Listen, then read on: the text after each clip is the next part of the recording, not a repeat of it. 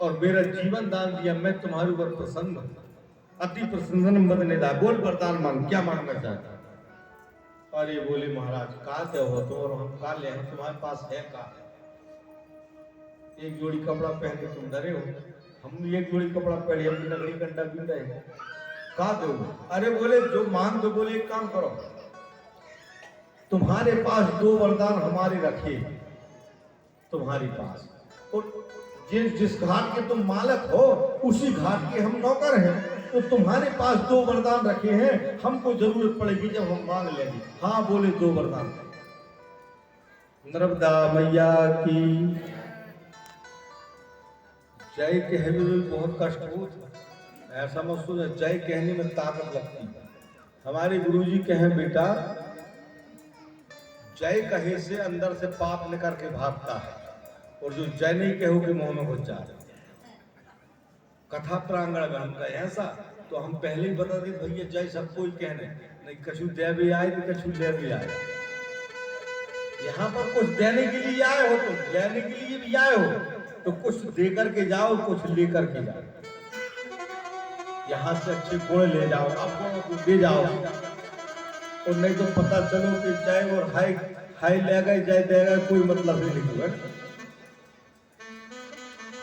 2 वरदान ध्यान से सुनना, मन में रखना, और इसको धीरे धीरे खर्च करना।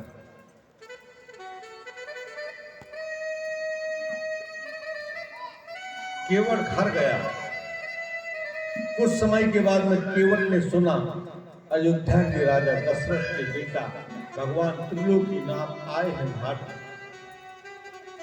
निषाद राज ने अपनी बगिया में ले गया, बढ़िया बिछोना किया पत्तों का, बढ़िया वहां भगवान को बिठाया। निषाद राज ने नौका को खड़ा कर दिया, घर आया, अपनी पत्नी से कहने लगा, 3 लोग के नाथ आए हैं, और 3 लोग के नाथ आए हैं, लेकिन मेरा शरीर कांप रहा है, मेरा शरीर रो रहा है। क्यों? कल उनको उस पार जाना है। पत्नी ने कहा जाना है तो जाएंगे। बोले लेकिन अपनी नाव में नहीं जाए। अरे कोई बड़े आदमी की बरात ट्रैक्टर में सोचे है, चलिए बताओ, कोई बड़े आदमी की लड़के की बरात ट्रैक्टर में कैसे जाए? चक्रवर्ती राजा के बेटा है, और जब भी आएंगे वो नाव करेंगे तो नाव अच्छी हो, गद्दी वाली, सीट वाली, चवर जिसमें डुल रहा, पंखा लगा हुआ, उस नाव में जाएंगे। अपने उस नाव में, वो विश्वकर्मा जी की नाव है, वो साहू जी की नाव है, वो राय साहब की नाव है, बेनाव तो ऐसी ही, इतनी मोटी गद्दा डले उसमें, उन्हीं में जाएंगे। मेरी कार्तिक की नाव में कैसे जाए? पत्नी ने कहा दिल छोटा मत करो, अगर उस नाव में भी जाएंगे तो जाने दो, लेकिन तुम एक काम करो, निषाद राज की बगिया में जो ठहरे हुए हैं रात्रि में चले जाओ। अगर विद्वानों से, गुरुओं से, साधुओं से, संतों से कुछ आशीर्वाद लेना है तो उनके निवास कक्ष में जाओ, और एकांत में बैठ करके उनसे चर्चा करो। विद्वानों की ये पहचान है। और वहां जाकर के सिविल ड्रेस में उनसे देखो, यहाँ जो सब दस के आए, गुरु जी आए, निवास स्थान में उनका परिचय, कहाँ ठहरे हुए, और देखना रात्रि में उनकी आचार विचार, सोना पढ़ना, बैठना उठना, ये सब देखोगे, बातचीत करो। बोले हाँ। निषाद राज ने दुपट्टा कसा, पगड़ी बांधा, हाथ में हाला बरछी लिया, पहुंच गए। जाके परिक्रमा लगा, राम जी सो रहे, लक्ष्मण बैठे, सीता जी सो रहे। जाकर के पास सेवक वही जो करे सेवकाई, सेवकाई करना पड़ेगा। और जाकर के पास से देख रहे, बोले ऐसे ही भगवान, ऐसे लक्ष्मण, ऐसे राम, देख रहे। राम जी उठे 2 बजे रात, निषाद राज इधर आओ। निषाद राज आए, महाराज बोले आप एक काम करो, पहले तो नाव आप चलाते थे ना? बोले जी। तुम्हारे पास नाव तो होगी? बोले हाँ। तो बोले जल्दी से तुम्हारी नाव निकालो, और हम जल्दी से उठते हैं तो जल्दी हमको अभी रातों रात उस पार कर, क्योंकि यहाँ पर लाखों आदमी सोए हुए हैं जो अयोध्या से आए, और सुबह होगा तो ये सब पीछे पड़ जाएंगे, इसलिए तुम अभी चुपचाप हमको जल्दी निकालो। निषाद राज बड़ा आदमी हो गया था तो नाव को रख दिया था, लेकिन पेंच पुर्जा सब जानता था।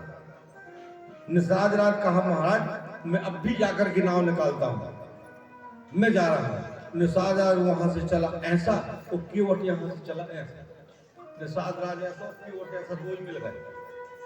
निषाद राज बोले महाराज कहाँ जा रहे हो? बोले नाव निकाल। बोले मेरे 2 वरदान याद है? बोले हाँ। बोले 2 वरदान आज चाहिए। अरे बोले कौन से? बोले उस दिन जंगल में दिए थे। बोले निषाद राज आप मुझे 2 वरदान दो। बोले तदस्तु मांग ले, क्या वरदान मांगना चाहता है, जो मांगेगा वो मिलेगा।